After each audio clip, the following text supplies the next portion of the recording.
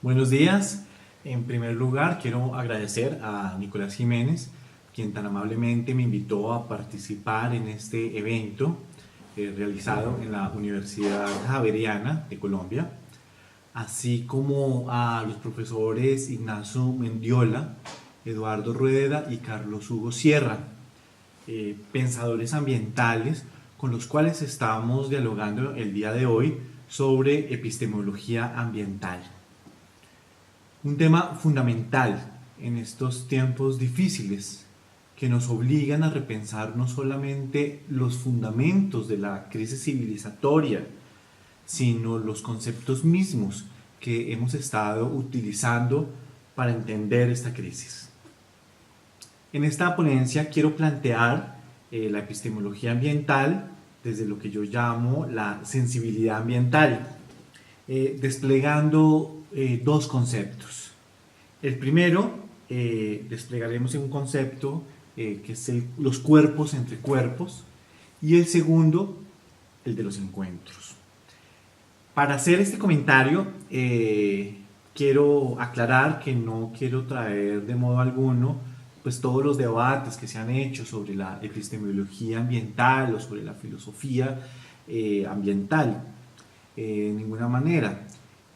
Sin embargo, quiero iniciar recordando la explicación más usada en la filosofía, la cual recurre al pensamiento cartesiano como la base moderna de la separación entre la naturaleza y la cultura, dividido en dos sustancias, la res extensa y la res cogitans.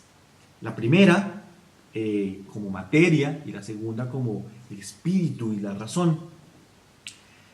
El pensamiento ambiental ha insistido que con esta división constitutiva del pensamiento moderno, por un lado, el ser humano llegó a representarse a sí mismo como centro y totalidad de todo lo existente, como poseedor de todo cuanto existe a su alrededor, mientras que por el otro acabó por concebir lo que él llama la naturaleza como un objeto inerte, como un recurso disponible, como una cosa dispuesta a ser manipulable para la ciencia y la técnica.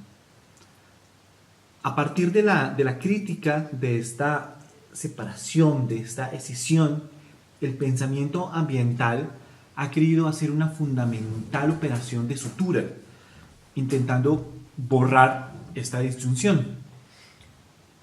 La ética ambiental y particularmente la ecología profunda, recordemos, de los principales exponentes tenemos a Arnaez, ha querido borrar la separación de los seres humanos y la naturaleza, proporcionando una solución para ello en términos de la identificación del yo con la naturaleza.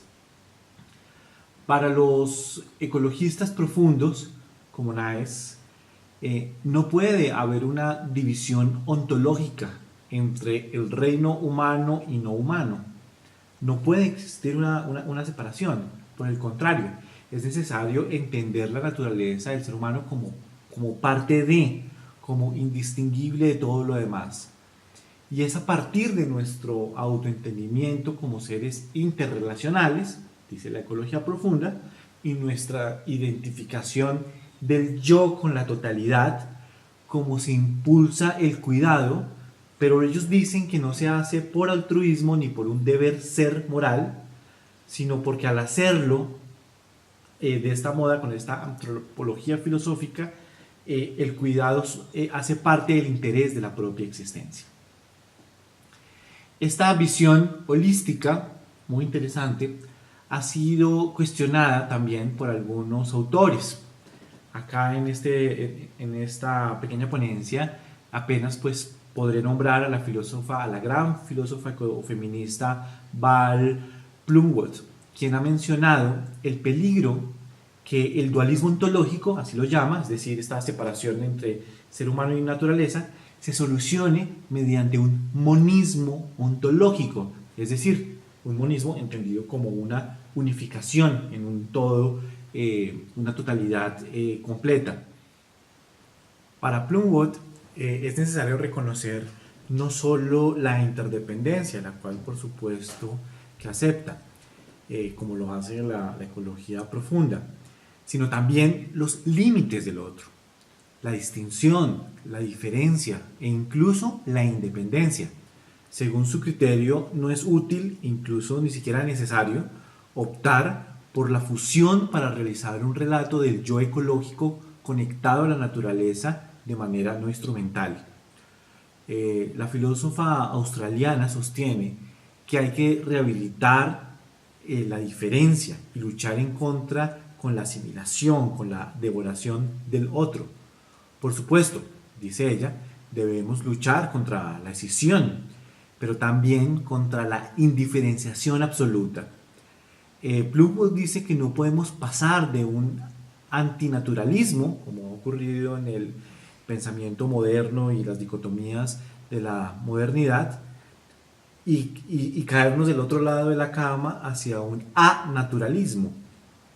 Es decir, caer en una conceptualización en la que no existe naturaleza en cuanto ésta ha sido negada en su diferencia, en su alteridad radical e incorporada a la esfera de lo humano.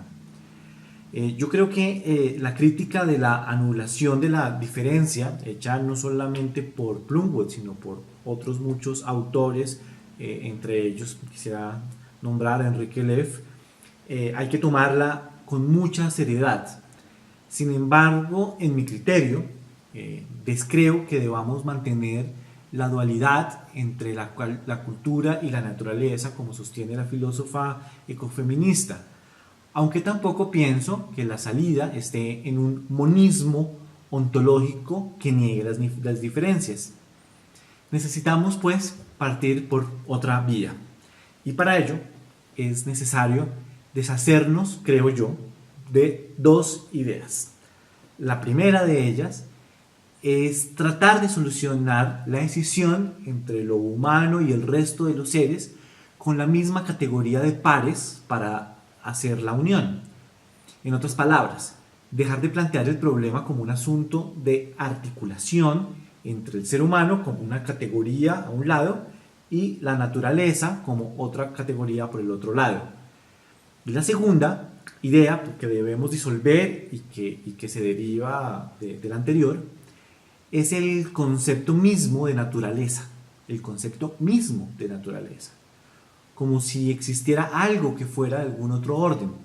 La idea de naturaleza, esta idea tan persistente en nuestra cultura occidental, pero tan ajena para la mayoría de otras culturas, tiene el problema de evocar una exterioridad, lo que por naturaleza queremos de alguna manera decir lo que está objetivamente allá afuera, lo cual pues solamente tiene sentido cuando partimos de un reino separado, cuando la entendemos como lo no humano que habita en el universo. Para mí una salida es salir por completo de los pares naturaleza y cultura y atender con radicalidad el fenómeno de las multiplicidades. Con tal propósito comenzaré inspirándome en el antropólogo Tim Ingold, para quien el ambiente puede comprenderse mejor como un enredo que incluye múltiples criaturas, tanto humanas como no humanas. Todas ellas, dice Ingold, son pasajeras que se acompañan en un único mundo donde todas viven. El ambiente, para él, más que un entorno, es una zona de enmarañamientos, una maraña de senderos entrelazadas que están continuamente deshilachándose e hilachándose. Cada componente del ambiente, sostiene Ingold, puede imaginarse como una línea que se encuentra con otra línea más, y cada línea está moviéndose, está andando, está entrelazándose con otras líneas que también se mueven. Todos los organismos que tejen esta gran maraña son en realidad devenires, sendas recorridas y sendas por recorrer. yendo para un lado u otro, enredándose. Muchas sendas enmarañadas, donde no se puede decir dónde termina una persona o cualquier otro organismo, cualquier otra criatura, y dónde comienza su ambiente. Esta noción de enredos y enmarañamientos da una primera imagen de lo que aquí quiero decir. De mi parte, inspirándome en Spinoza y particularmente también, sobre todo en el pensamiento ambiental latinoamericano de Patricia Noguera, quiero tratar los senderos que nos habla Ingold desde la idea de los cuerpos entre cuerpos. Y para ello creo que lo primero que debemos preguntarnos es ¿qué en realidad es un cuerpo? ¿Qué es eso que llamamos nosotros un cuerpo? Creo que la respuesta de los cuerpos nos va llevando a otra idea.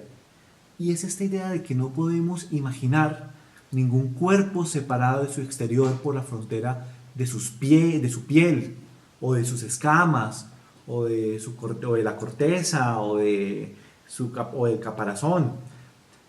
En realidad, la pregunta es ¿dónde empieza y dónde termina un cuerpo? ¿Podría pensarse acaso un cuerpo al margen de lo que habita y lo que lo habita? ¿Existe un cuerpo realmente yoico?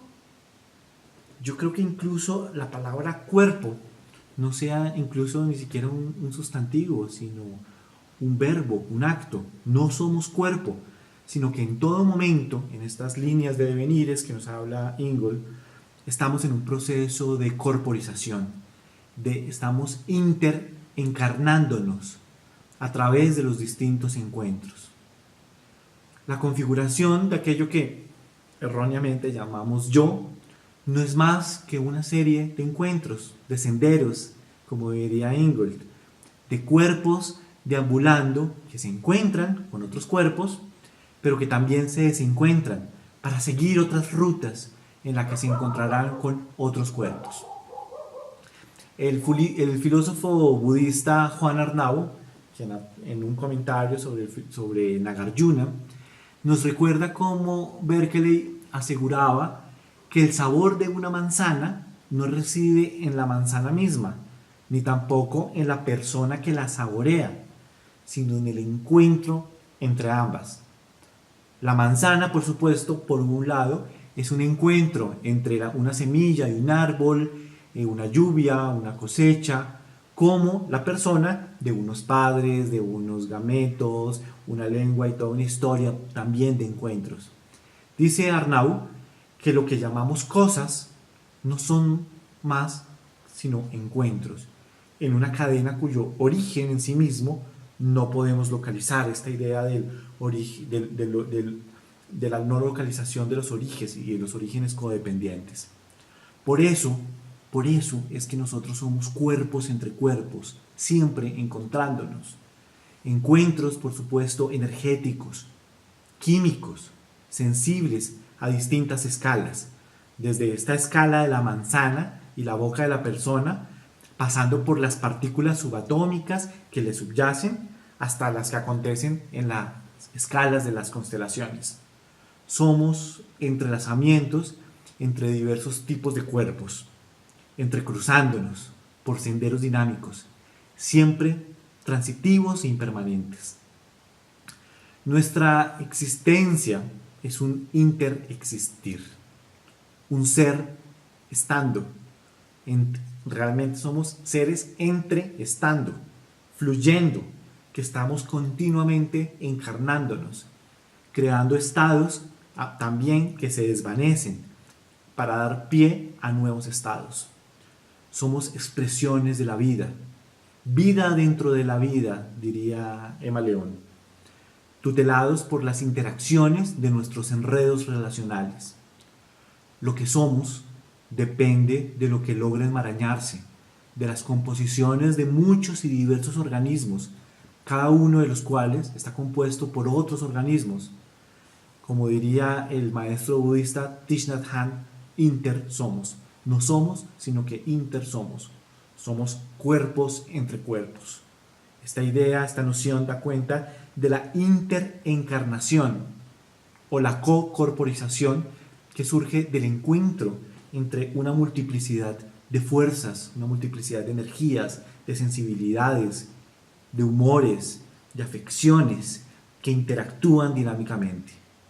Esta visión adopta una vía intermedia que toma en serio las interdependencias de la ecología profunda y la crítica al borramiento de la diferencia que hacen autores como Val Plumwood. No hay en realidad monismo, sino al contrario, una alteridad radical, diferencia ontológica. Y esto es porque cada cuerpo contenido en las diversas formas corpóreas, ya sea de carne y hueso, de espinas y escamas, corteza y madera, interactúan indiferenciadamente con los cuerpos con los cuales se encuentran. La alteridad radical y la renuncia a todo tipo de monismo totalizante radica en las especificidades morfológicas, históricas, filogenéticas y las posibilidades estructurales de cada tipo de cuerpo. Luego lo que hay es diferencia radical, lo cual comienza con la historia de los cuerpos. Y esto hay que entenderlo porque no es lo mismo tener manos que garras, pulmones que branquias, brazos en vez de alas o piel en vez de escamas, como asegura siguiendo otra vez a Emma León. Cada quien experiencia su mundo sensible a su modo y vive sus procesos de co-corporización en el estar siendo entre otros cuerpos. Estar siendo entre otros cuerpos. A veces amalgamándose y fusionándose, pero otras veces separándose y siguiendo nuevos senderos. Somos siendo gracias al movimiento, al cambio, a la impermanencia, gracias a los fenómenos de entrelazamiento entre la materia y la energía, los cuerpos y sus fluidos y sus fuerzas térmicas, sus energías vitales, inundan y se transmutan con otros fluidos, con otras fuerzas térmicas, con otras energías vitales. La vida dentro de la vida radica justamente en la alteridad radical que caracteriza los encuentros entre distintos tipos de cuerpos. Sin embargo, es necesario señalar que los encuentros no son azarosos, como un poco da a entender Tim Ingold. Ellos, para mí, obedecen a un patrón autoorganizativo que explica algunas de las regularidades que vemos en nuestro planeta y que se amalgaman creando las proporciones y la belleza del flujo de la vida. Por eso consideramos además hermosos los patrones de la naturaleza, la simetría de las alas de la mariposa, el equilibrio en el rostro de los animales, la combinación de los colores de las aves, la armonía que brilla de las proporciones que surgen en la trama de la vida. Esta forma de pensar los misterios relacionales, porque son misterios, de nuestra madre tierra, contrastan con la extraña noción de naturaleza. Naturaleza entendida como un telón de fondo, como una exterioridad donde estamos actuando. Somos más bien senderos, agregados de movimientos, que siguen patrones, por supuesto, las leyes del universo, que siguen patrones en el trasegar de los elementos y de los ciclos de la materia, de la energía, del entrecruzamiento de multiplicidad de devenires planta, devenires pájaro, devenires humanos, devenires de todos los tipos de microorganismos, devenires. La clave es que no partamos de un mundo desligado para ir luego a su encuentro, sino entendernos desde el principio ya siempre habitando. En otras palabras, no hay que partir, y para poner un ejemplo, del pez para pensar luego el agua, sino partir del agua para entender el pez inmerso ya siempre en el agua. Cuando hablamos del ser humano y naturaleza, pareciese que las personas estuviésemos a un lado y la naturaleza al otro. Entonces se trata, digamos, de suturar esa escisión. Pero la naturaleza no es un enfrente de las personas, no es un objeto exterior, como aseguraría Heidegger. No existen seres humanos y además naturaleza. Por eso hay que pensar al pez siempre ya sumergido, nadando, habitando en su propio nicho. El problema epistémico de aquello que llamamos lo ambiental seguirá siendo entender que no existe separación, que no existe divorcio, sino enmañaramientos dinámicos, preñez de proliferaciones. Estamos preñados de proliferaciones. Habitamos con otros, estando interpenetrados, implicados, involucrados en la espesa urdimbre de la vida, con nuestros actos y los actos de otros, con nuestras sensibilidades y las sensibilidades de otros, estamos acá, transformándonos, intercambiando con distintas expresiones de vida. Somos una expresión más de la vida, encontrándose con otras expresiones de vida, dentro de la vida. Estamos envueltos en un universo sintiente que nos abarca y somos emergencia de este interestar, de estas maneras de la sensibilidad, de lo cosentido, de las coafecciones. La propuesta que hago, en consonancia con otros pensadores ambientales colombianos, y vuelvo a retomar a la gran filósofa colombiana Patricia Noguera, mejor podría ser llamada como una epistemoestesis, reemplazando el sufijo logos de la epistemología y reemplazándolo por la estesis, entendida como la intensidad de las percepciones de los sentidos. En ella hay una disolución en esta epistemostesis del sujeto y el objeto, evitando partir de falsas dicotomías, y optamos en cambio de partir del propio cuerpo y la forma como somos afectados por los distintos encuentros. Acá las discusiones sobre los monismos o los dualismos se disuelven, dando apertura al involucramiento, al estar siendo acá adentro.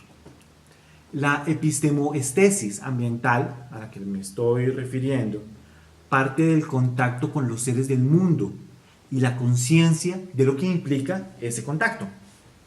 Comienza con el involucramiento del propio cuerpo, de la confrontación inmediata con situaciones de las que nos hacemos conscientes, diría el neurobiólogo Francisco Varela, como cuando prestamos atención al trasegar de la manzana que mencionábamos y sus senderos recorridos hasta tocar la superficie de nuestra lengua. Hacernos conscientes de los encuentros que ocurren para concluir finalmente entendiéndonos como intercorporalidades.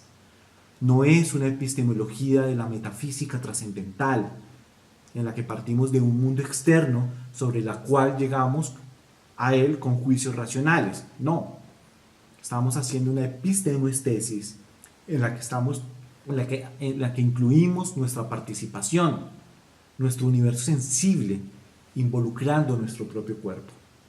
Lo anterior, por supuesto, que no es para nada fácil. Como dice Francisco Varela, tenemos el mundo en el que vivimos tan al alcance de la mano que no ponderamos lo que es ni cómo vivimos en él. Los encuentros cotidianos con los seres del mundo con los cuales nos interpenetramos parecen tan dados que no solo los vemos, sino que tampoco vemos que no los vemos, como dice el mismo Varela. El reto implica partir entonces de la rigurosidad del propio cuerpo, hasta descubrir que somos cuerpos entre cuerpos, resultado de múltiples encuentros, interseres entre estando, siempre ya habitando. Muchas gracias.